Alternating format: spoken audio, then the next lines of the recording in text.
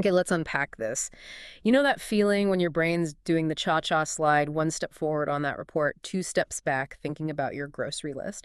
A quick pivot to that notification on your phone. Hmm. It's like we're all juggling chainsaws while riding unicycles. And if Hmm. you're someone who wants to really understand things, to dive deep without drowning in the details, that constant mental tug of war can be, well, incredibly frustrating. Yeah, and what's fascinating right off the bat is this idea that attention isn't something we lack. As our sources highlight, attention is all around us. Right. Every single waking moment, our minds are locked onto something.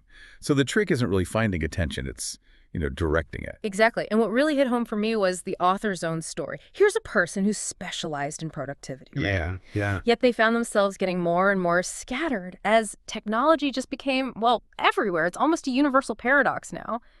The busier we are, the less we seem to truly accomplish. That's so true. That feeling of being constantly in motion but not really moving forward sound familiar. It really does. And it raises a crucial question about our intentions Hmm. versus our reality. We intend to focus, we want to learn, but our internal and external environments often feel like they're conspiring against us. Mm. So the mission of this deep dive is to really dissect these sources on attention and focus. We're looking for those key insights, those aha Mm. moments that will give you practical tools to reclaim your focus and become genuinely well-informed without feeling, buried. Right, without that overwhelm. And this isn't just dry theory, is it? The source kicks off with this brilliant snapshot in a diner. Oh yeah, the diner scene. People lost in their phones, a couple barely talking, someone intensely studying the menu, another guy suddenly struck by inspiration watching a game. It's this little microcosm of where our attention actually goes in the real world. It really is. So let's jump into the core of attention itself. What is it? Well, if we connect this to the bigger picture, that diner scene beautifully illustrates a fundamental human truth. We are always focused on something. Always. Even when idle. Even when we think we're idle, yeah.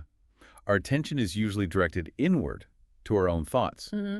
Those folks glued to their phones, their attention was split, right, physically there, but mentally somewhere else. Divided attention. Exactly. Yep. And the key insight here is that divided attention is pretty much the norm now, but it definitely comes at a cost to deeper engagement. And that personal experience the author had feeling busy but like totally unfocused, that was the spark for this whole exploration. That was the catalyst, yeah. It wasn't just about external pings and notifications. There was an internal battle for attention happening too, a big one. Hmm. And to really understand this, the author didn't just rely on their own observations. They properly immersed themselves in scientific research, like decades of studies, and spoke with leading experts in the field of attention. Wow. Okay. So real legwork involved. Definitely. And this blend of personal experience and rigorous research is what makes these insights so valuable and hopefully applicable to your own life. Okay. So after all that digging, what were the most surprising or impactful discoveries about focus? What did the author actually uncover? Well, one of the biggest takeaways is that focus isn't just about boosting productivity, though he does that. It's deeply intertwined with our overall well-being and our ability to learn and remember things effectively. Okay. Well-being too. Interesting. Yeah, and perhaps counterintuitively, the research also highlights the vital role of unfocusing, just letting our minds wander. That's crucial for sparking creativity and making unexpected connections, just like that guy in the diner having a sudden idea. So it's not bad to daydream sometimes. Not at all. The key insight here is that both focused and unfocused attention are crucial cognitive modes. We need to be intentional about both. That's a fascinating balance. So it's not about being a laser beam of focus 24/7. And when we talk about things pulling us away from that intentional focus, we're talking about distractions, right? How does the source define what a distraction actually is? It's actually pretty straightforward. The source defines distraction as anything that directs us away from our intentions. Simple as that. Okay. So in that sense, distractions and interruptions are essentially two sides of the same coin. They both divert our limited attentional resources from where we want them to be. Got it. Anything that pulls you off track? Pretty much. Whether it's external, like a notification, or internal, like a random thought. It's a distraction if it wasn't your intention. All right, so we know attention is precious and limited, and distractions are the thieves trying to steal it. Let's tackle those internal distractions first, those mental pop-ups that derail our focus. What practical strategies does the source suggest for managing them? Okay, so a really effective tactic is creating a distractions list. A list. How does that work? The moment a random thought or a to-do item or maybe even a brilliant new idea pops into your head while you're trying to concentrate, you just jot it down. Ah, like capturing it. Exactly. Think of it as a mental off-ramp. You acknowledge the thought so it doesn't keep nagging you, but you're also freeing up your mental RAM, so to speak, to return to your main focus. That's smart. It's like giving those thoughts a temporary parking spot. Right. The key insight is that externalizing these internal interruptions can significantly reduce their power over your attention. That makes sense. The source also raises an interesting point about our consumption habits, questioning whether even seemingly valuable things like books or podcasts are truly worth our attention at a given moment. Why is that important? This circles back to the idea of attention as a finite resource, right? Hmm. We often consume information out of habit, maybe, or obligation, without really considering its actual value to us right now. The source suggests evaluating everything we consume, articles, videos, even conversations, as a kind of pitch for our limited time and attention. A pitch. I like Yeah. that. Yeah, ask yourself, after engaging with this, will I be happy with how I invested this precious resource? The core takeaway is to be more intentional and, frankly, critical about what you allow to occupy your mental space. It's about being an active gatekeeper of our minds rather than just passively letting things flood in. Exactly. Speaking of active engagement, the source highlights a very active reading habit the author employs. Oh yeah, the marking up books thing. Yeah. Yes, the author is a big proponent of physically engaging with books, highlighting key passages, scribbling notes in the margins. This isn't just about passively absorbing words. It's about actively processing the information. Right, making it stick. Then, revisiting those highlighted sections later for deeper review reinforces the most important concepts. And even better, sharing those insights with others really solidifies your own understanding. So it's active processing. That's the key. Absolutely. Active processing leads to deeper learning and much better retention. Now, a lot of our lives run on autopilot, those routine tasks we do without much conscious effort. The source discusses this autopilot mode. Can you explain what that is and how it relates to managing our attention? Sure. Autopilot mode is essentially our brain's efficiency setting for handling routine tasks, so we don't have to consciously analyze every single step. The source estimates that around 40% of our daily actions are habits. 40%. Wow. Yeah, think about making your morning coffee or checking your route home.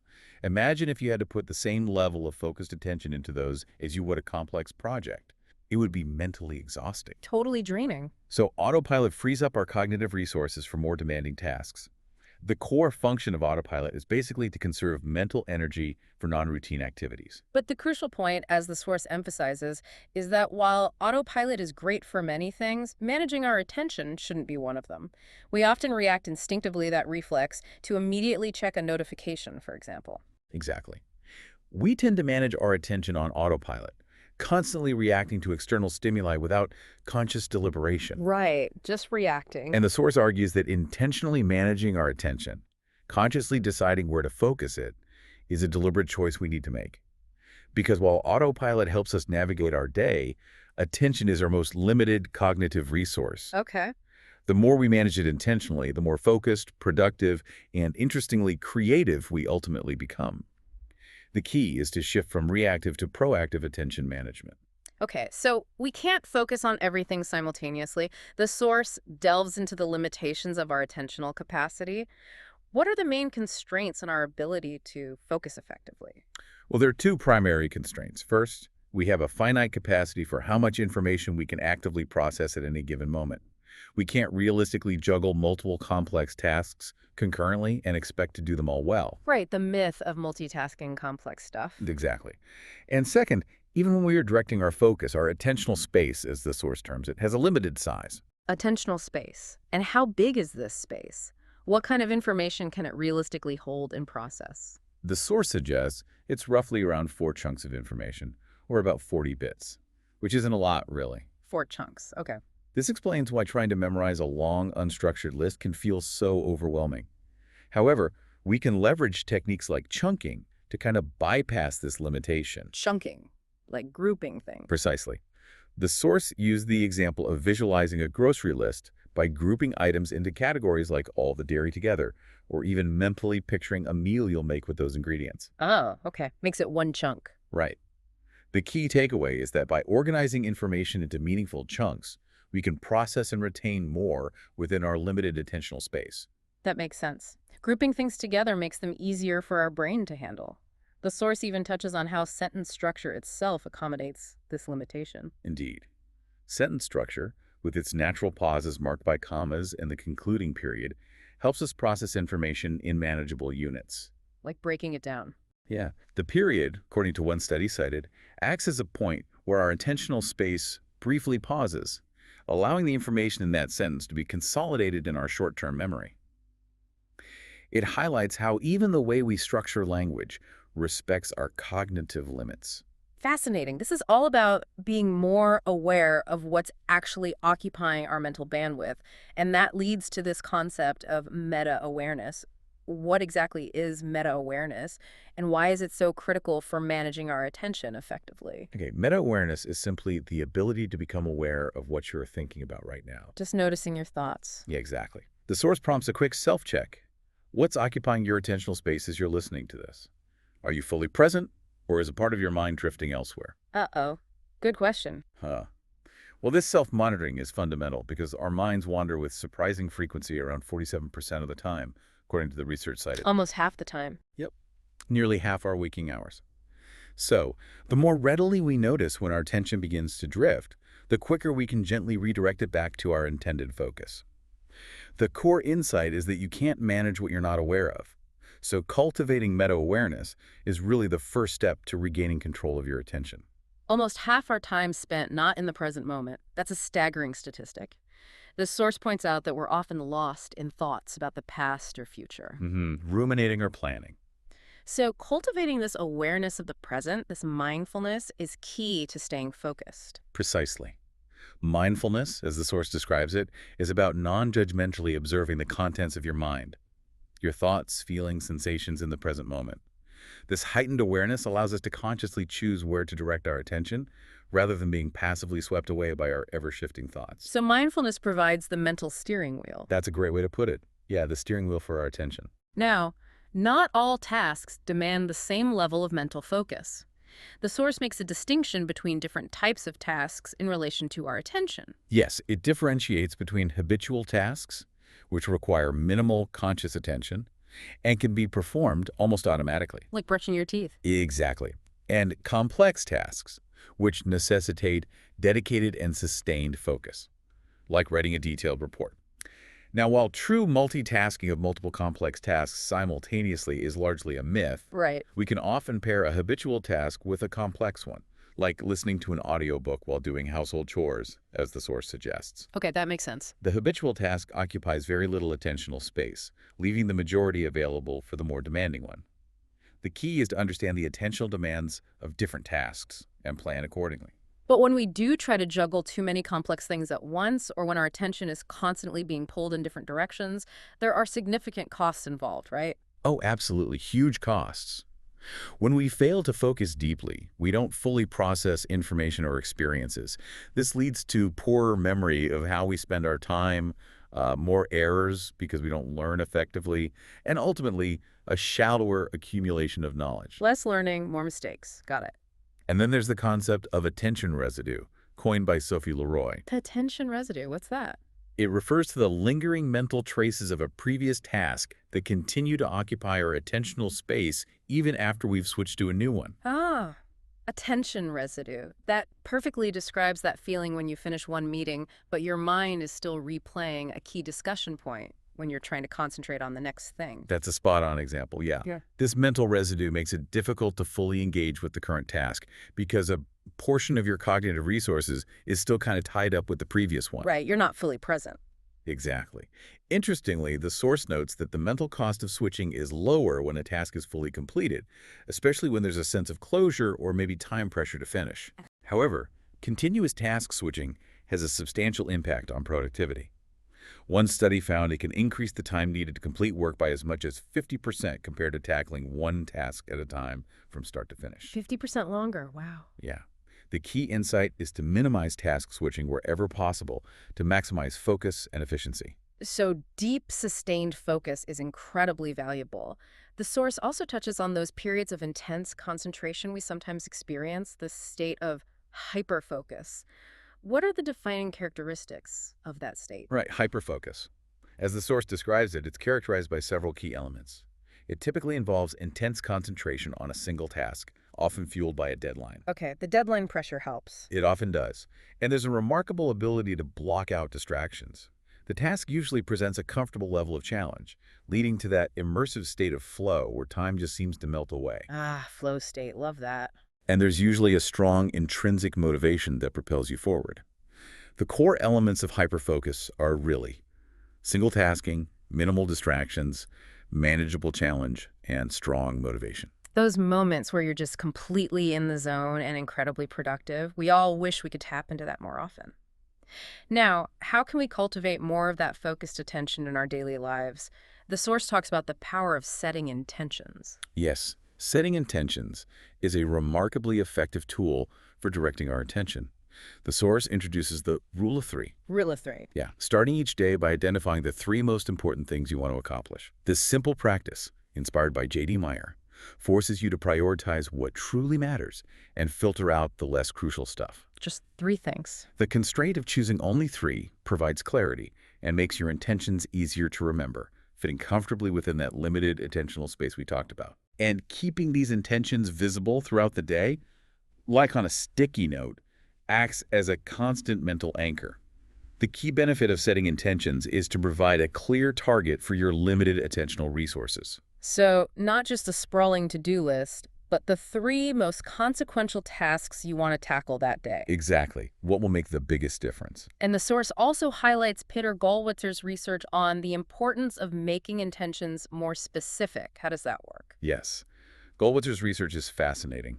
It underscores that while general intentions are a good starting point, specific implementation intentions dramatically increase our likelihood of success, potentially doubling or even tripling it. Doubling or tripling just by being specific. Yeah.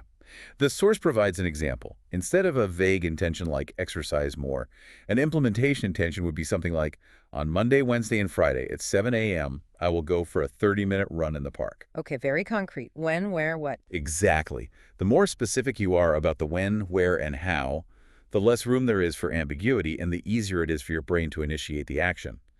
The key is that specificity bridges the gap between intention and action. That level of concrete detail makes it much easier for our brains to actually follow through. The source also mentions a hyperfocus technique that involves using a timer. How does that work to improve focus? Right, the timer technique. It involves setting a timer for a designated period, say 25 or maybe 50 minutes, and dedicating that entire block of time to your chosen intention, ideally free from distractions. Okay, like the Pomodoro technique. Similar idea, yeah. And when you inevitably notice your mind wandering, because it will, you gently but firmly redirect your attention back to the task at hand. The source emphasizes self-compassion here. Mind wandering is a natural cognitive process, not a failure. Good point. And if you find yourself in a state of deep flow when the timer goes off, the advice is actually to continue working. Don't break the flow just because the bell rang. The timer simply acts as a regular checkpoint to help you maintain and regain focus. It provides structure and accountability for those focused work periods. So managing those internal distractions is one crucial piece of the puzzle. But what about all those external distractions that constantly bombard us in our daily lives? The pings, the alerts. Yeah, the external world. The source makes it clear that external distractions are an inherent part of our modern environment. You can't eliminate them entirely. Right. It categorizes work tasks into productive, necessary, and purposeful, and unproductive, unnecessary, and distracting, with a particular focus on those fun and unproductive distractions that can be especially tempting. Scrolling social media, for instance. Exactly. The key is to adopt proactive strategies to manage these external interruptions rather than passively reacting to them. The core principle is to take control of your environment rather than letting it control your attention. It shares a rather memorable example of a team that went to some pretty extreme lengths to create a distraction-free environment using lamps and even squirt guns. Huh? Yeah, that's Dale Partridge's approach at Sevenly. Team members would turn on a desk lamp as a visual signal that they needed uninterrupted focus time. A focus lamp. And the rule was no interruptions when the lamp was eliminated. They even playfully used squirt guns to reinforce this boundary. Squirt guns. That's commitment. It is. Now, while that specific tactic might not be universally applicable, it vividly illustrates the importance of creating clear boundaries to protect focus time. The key takeaway isn't the squirt gun, it's the intention behind the tactic, creating a physical, obvious signal for uninterrupted work. The underlying idea is about being much more intentional with those common culprits, like email, meetings, and social media, rather than letting them constantly interrupt our flow. Precisely. It's about scheduling specific times to engage with these things, transforming them from constant interrupters into deliberate and purposeful activities within your day. Turning distractions into scheduled tasks. Yeah. Technology should be a tool that serves our needs, not a demanding master that dictates our attention. The core principle is to make these potential distractions work for you, not against you. Let's break down some of those specific external distractions. Notifications are a huge one for many people. What's the source's advice on managing those incessant pings and buzzes? Okay, notifications. The recommendation is pretty unequivocal. Disable the vast majority of audible and vibrating alerts. Just turn them off. Really? Most of them? Most, if not all, non-essential ones. This immediately puts you back in the driver's seat regarding when you're interrupted, rather than your devices constantly demanding your attention. Every notification triggers a shift in focus and can easily lead you down a digital rabbit hole, wasting significant time. The source advocates for intentionally checking for messages and notifications at scheduled intervals, rather than reacting to every single ping. Batching checks instead of constant reaction? Exactly. And putting your devices in airplane mode or utilizing Do Not Disturb features during periods of focused work is also strongly encouraged. The key insight is that by minimizing notifications, you regain control over when and how your attention is diverted. What about the ever-present flow of email? Any specific strategies for taming that beast? Email. Yeah. Several effective tactics are highlighted. First, only check email when you have the dedicated time, attention, and energy to actually process and respond to what might have arrived. Don't just glance at it when you can't act on it. Good point. Don't open the floodgates if you can't deal with the flood. Right. Dedicate short, focused bursts to processing email. The source also mentions the 5-sentence rule to encourage concise and efficient communication. Keep it brief. Yeah. And the advice to pause before sending important or maybe emotionally charged messages can prevent unnecessary back and forth and wasted attention later. The sleep on it rule, basically. Pretty much. The core principles are batching email processing and prioritizing thoughtful, concise responses. Meetings can often feel like black holes of time and attention. How does the source suggest we approach them more effectively? Meetings, yeah. Well, the first step is to critically evaluate the necessity of your attendance. Does everyone on the invitation list truly need to be there? Be honest. Challenge the invite list. I like that. If you're organizing the meeting, be mindful of others' time and keep it concise and focused. If you must attend, strive to hyperfocus during the meeting. Leave your devices behind if you can. Ooh, bold move. It is, but it helps. Actively participate to help move the agenda forward efficiently. The key is to be intentional about meeting participation and maximize focus during the meeting itself. Don't just passively sit there. And our physical environment plays a significant role in our ability to focus, doesn't it? The things around us can be constant sources of distraction. Oh, absolutely. The source emphasizes the importance of actively modifying your environment to minimize visual and auditory stimuli that can derail your focus. So decluttering, basically. Yeah, that's part of it. It starts with consciously identifying the distractions present in your primary workspace, what pulls your eye, what makes noise, and then taking steps to eliminate or reduce them. Even seemingly innocuous things like a cluttered desk or a constantly visible television screen can subconsciously pull at your attention. Tidying up isn't just about neatness, then. No, it's about cognitive load. Hmm. The core idea is to create a workspace that supports focused work, not one that actively undermines it. What about something like listening to music while working? Can that be a help or a hindrance to focus? The advice seems mixed on this. Yeah, the relationship between music and focus is nuanced and highly individual.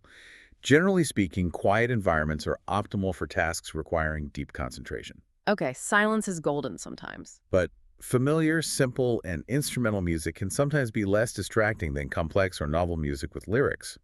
And it can be a useful tool for masking more disruptive sounds in noisy environments like coffee shops or open-plan offices. Right, drowning out chatter. Exactly. Interestingly, the source points out that overhearing just one side of a conversation is particularly distracting, because our brains naturally try to fill in the missing context. Oh, that's why that's so annoying. Probably. So for many people, noise-canceling headphones paired with familiar instrumental music can actually be less distracting than the ambient noise itself. The key is really to experiment and find what minimizes distractions for you for different types of tasks. Makes sense. Find your own focus soundtrack. So, proactively managing our external environment and those digital and physical interruptions seems absolutely crucial for regaining control of our attention.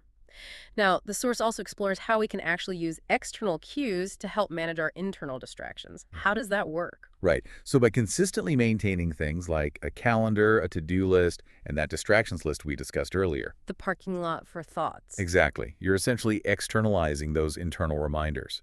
Instead of relying on your limited working memory to keep track of everything, you offload that mental burden onto these external systems. Okay, outsourcing your brain's reminders. Pretty much. This frees up valuable attentional space for the actual task at hand. Creating a dedicated worry list and even scheduling specific time to consider those worries can also be surprisingly effective. Schedule time to worry. Really? Sounds odd, but it can work. It contains the worry to a specific time instead of letting it pop up constantly. The key is to experiment and find the right balance of external cues that effectively support your individual focus needs. The core principle is to use external tools to organize your internal mental landscape. It's about creating a reliable system so your mind doesn't have to constantly juggle everything internally. Now, our ability to hyperfocus isn't a constant state. It naturally fluctuates. According to the source, what factors tend to make hyperfocus easier to achieve? Okay, so several key factors make entering and sustaining hyperfocus more likely. One is working on a single, clearly defined important task. Clarity helps. Got it. One main thing. Two, being in an environment where external distractions are minimized. We just talked about that. Three, the task presents a level of challenge that is engaging, but not overwhelming that sweet spot for flow. Not too hard, not too easy. Right. And perhaps most importantly, successfully overcoming that initial inertia or resistance to starting the task. Just getting started is often the hardest part. Totally. Pushing through that initial reluctance. So the key elements are clarity of task, minimal distractions, optimal challenge, and overcoming initial resistance. And the source also recommends stepping back from the immediate demands of work to think more strategically about our overall approach to productivity, utilizing that 2x2 grid of productive, unproductive, and attractive, unattractive tasks. Exactly. That grid is a great tool. When you're constantly immersed in the day-to-day execution of tasks, it's really difficult to gain a higher level perspective. Hard to see the forest for the trees. Precisely. Taking deliberate time to step back and analyze how you're allocating your attention using this grid allows you to identify areas where you might be spending too much time on unproductive activities, even if they feel appealing, like easy but low-value tasks. And it helps you strategize how to approach less attractive but essential tasks more effectively. The core benefit is to gain strategic clarity about how you're investing your attention. So it helps you work smarter. Exactly. The source also wisely cautions against the common trap of equating sheer volume of work with actual results, urging us to critically assess how much time we're dedicating to genuinely productive activities versus mere busy work. The key insight is that working smarter, not just harder, is essential for effective attention management. So we've spent a good amount of time talking about focused attention, about hyperfocus. But the source also makes a compelling case for the importance of the opposite, of intentionally letting our minds wander, this scatterfocus. Why is that seemingly unproductive state so valuable? Right, scatterfocus. It sounds counterproductive, but it's presented as a vital complement to hyperfocus, particularly when it comes to fostering creativity and making those unexpected connections between seemingly disparate ideas. Creativity from wandering. Yeah, just like our friend in the diner who had his aha moment while daydreaming, these novel insights often emerge when our conscious minds aren't actively trying to solve a specific problem. The core value of scatterfocus lies in its ability to facilitate creative insights and novel problem solving. It's almost paradoxical that sometimes the best way to find a solution is to stop actively looking for it. It's interesting that the source mentions a societal resistance to this state of mental wandering, even referencing that somewhat unsettling study where some individuals preferred mild electric shocks to being left alone with their own thoughts. That study certainly underscores our modern discomfort with simply being present with our own minds, doesn't it? It really does. A bit scary. But the source reframes mind wandering. highlighting that it's not necessarily a sign of unproductive idleness. In fact, research suggests that during mind wandering, we're often processing past experiences, simulating future scenarios, and even working through current problems on a subconscious level. So our brain is still working in the background. Often, yes, which can be surprisingly productive. It allows us to consider alternative perspectives and approaches that might not surface during focused analytical thinking. The key reframe is that mind wandering is often a form of background processing that can contribute to productivity and creativity. So how can we actively cultivate this state of scatter focus? It's not just about aimlessly scrolling through social media, is it? Because that doesn't feel very creative. No, definitely not. Intentional scatter focus involves deliberately giving your attention a break from focused tasks and external distractions. This could be as simple as going for a walk without your phone, mindfully observing your surroundings, or allowing your thoughts to drift during a quiet meal. Okay, actively disengaging. Right. Regularly checking in with your intentional space, that meta-awareness we talked about, Mm. can also make mind wandering more productive by gently guiding your thoughts towards current projects or future plans if they drift too far into unproductive territory. Mm-hmm. The source even challenges us to reconsider boredom, sharing the author's own experiment with intentionally engaging in seemingly boring activities like watching paint dry almost, and the surprising creative insights that emerged. Intentionally boring yourself. Sounds wild, Mm-hmm. but scheduling dedicated boredom breaks can actually create valuable space for mind wandering and insight generation. The core principle is to create intentional space for undirected thought, free from the usual demands on our attention. That's counterintuitive, but incredibly insightful. So it's about actively creating opportunities for our minds to roam freely without external demands. And taking strategic breaks during periods of focused work can also help facilitate the scatter focus, right? Oh, absolutely. Breaks are key. Refreshing and enjoyable break activities provide opportunities for that habitual scatter focus to occur naturally, without hindering your ability to return to hyperfocus afterward. What kind of breaks work best? Well, the source recommends choosing break activities that you genuinely find enjoyable and that help you recharge, things like a short walk, a quick workout, connecting with an energizing colleague, or listening to a non-work-related podcast. Things that rest the focus muscle. Okay.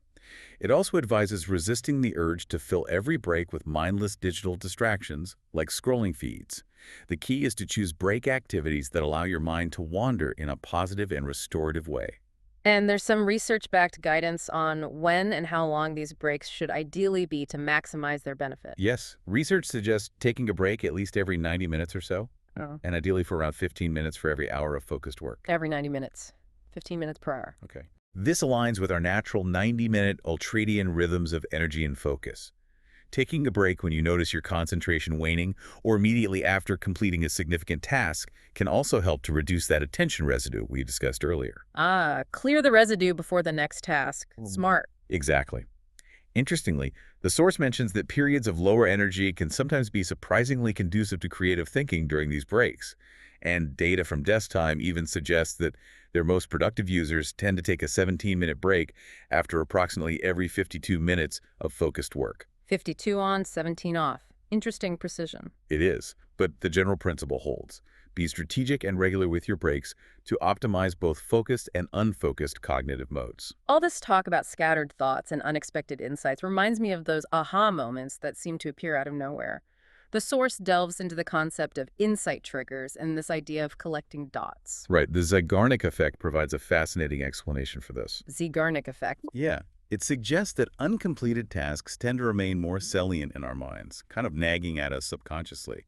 And this subconscious preoccupation can actually lead to insights surfacing during periods of scatter focus, as our brains continue to work on those unresolved problems in the background. So leaving something unfinished helps insights. It can. Think of those eureka moments that often strike during seemingly unrelated activities, like taking a shower or going for a walk.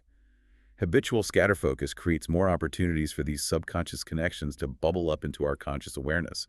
The key insight is that leaving tasks slightly unfinished can prime your brain for subconscious problem solving during unfocused time. It's like your brain keeps tinkering with the puzzle pieces even when you're not consciously trying to solve it. And the environment around us and the information we consume can also play a crucial role in triggering these insights. Precisely. A rich and diverse external environment, coupled with a broad range of experiences and knowledge, provides more potential triggers for those unexpected connections. The source shares classic examples like Archimedes' Eureka, moment in the bath, Right. and Newton's apple. Even someone like Richard Feynman cultivated a diverse set of interests that fueled his creative breakthroughs. Okay, so varied input helps. It does. And the concept of collecting dots refers to the ongoing process of acquiring knowledge and information across various domains. The more dots you accumulate, the more potential connections your brain can make. More dots, more connections. Exactly. Leading to greater expertise and more efficient use of your attentional space within your area of knowledge. Think of a seasoned expert. Their deep understanding allows them to process complex information more quickly and make connections that a novice wouldn't see. So the key is to be deliberate about the quality of the dots you collect, prioritizing valuable and reliable information. The source even suggests occasionally vegging out intentionally, allowing your brain to process and consolidate information in a less directed way. Intentional vegging out, I can get behind that. Yeah. Yeah. The core idea is that a rich internal and external landscape provides more fuel for insightful connections during scatter focus. So it's a delicate balance of actively seeking out valuable information and then allowing our minds the necessary space to connect those dots in unexpected ways.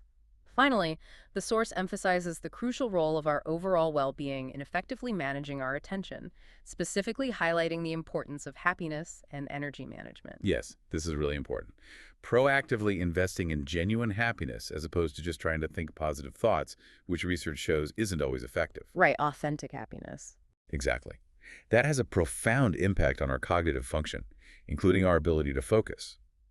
Research indicates that activities like listening to music, engaging in play, nurturing relationships, exercising, and intimacy are among the happiest activities and are also times when our minds tend to wander the least. Interesting correlation there. Isn't it?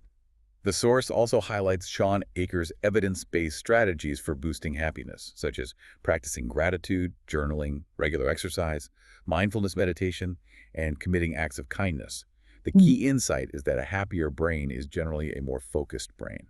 And being attuned to our natural energy fluctuations throughout the day and even the week can also help us optimize when we tackle our most attention-demanding tasks. Oh, absolutely. Energy management is huge. Most people experience natural peaks in energy and focus during the late morning and maybe mid-afternoon, with a common dip after lunch. The post-lunch slump. The dreaded slump. Weekly patterns also exist, with engagement levels often lower on Mondays and higher towards the end of the week for many people. Identifying your own personal energy patterns allows you to strategically schedule your most cognitively demanding tasks for your peak periods. Work with your body clock. Right. And utilize lower energy times for more routine or maybe even creative activities, since, as we heard, lower energy can sometimes spark different kinds of thinking. The source also discusses the effects of caffeine on focus, noting its benefits for alertness, memory, reaction time, and reasoning, but also cautioning about optimal dosage and timing. It suggests strategically using caffeine to enhance hyperfocus or workouts, while maybe avoiding it before brainstorming sessions, where a more diffuse attentional state might be beneficial. So time your coffee strategically. Pretty much. The key is to work with your natural energy cycles, not against them, to maximize your attentional capacity throughout the day. Okay, so we've covered an incredible amount of ground in this deep dive into the world of attention and focus. What are the core takeaways you'd want our listener to really remember from all this? Okay, the fundamental takeaways are these. Attention is indeed a limited resource, but it's ultimately manageable. It's not fixed. Good news there. Definitely. Second, both focused hyperfocus and unfocused scatterfocus modes of attention are incredibly valuable, and they work best when they are consciously cultivated and allowed to complement each other. It's not one or the other. The dynamic duo of focus. Exactly. And finally, there is a rich toolkit of intentional strategies we can employ, from managing internal and external distractions to setting specific intentions and strategically utilizing breaks to optimize both of these attentional modes and take greater control over where we direct this precious cognitive resource. And for someone like you listening now who is committed to being well-informed and understanding the world around you, these strategies offer practical and actionable ways to achieve that goal without feeling constantly overwhelmed by the sheer volume of information. Absolutely. Which brings us to one final thought for you to consider. Think about one small, concrete change you can implement today to be more intentional about where you direct your attention. Just one thing. What subtle shifts might you notice in your focus, your productivity, or maybe even your creativity as a result of that one small change? It's definitely something powerful to consider, and we encourage you to continue exploring these fascinating concepts of focus and attention, and perhaps revisit the source material for even deeper dives into the specific techniques that resonated most with you.